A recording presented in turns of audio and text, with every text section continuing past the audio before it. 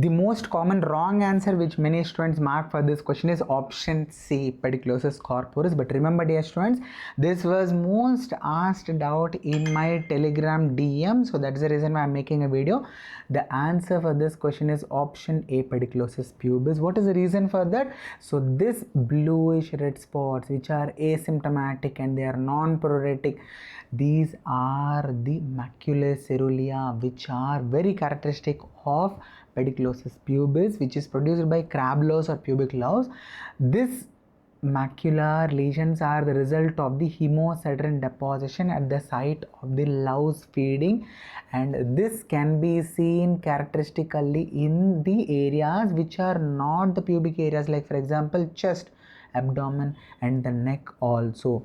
Whereas in the pubic area, these patients are going to have very itchy lesions, where we can also see the presence of the pubic louse.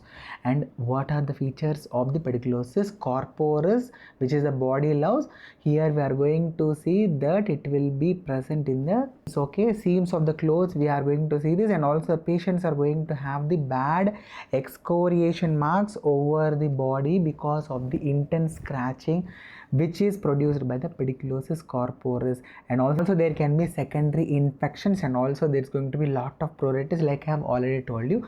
And remember, very important point, it does not cause bluish red macules, that is the maculae ceruleae. And one question for all of you, this body louse is responsible and it is going to spread certain infections. You might have read it in the PSM. Can you name what are those infections in the comment section?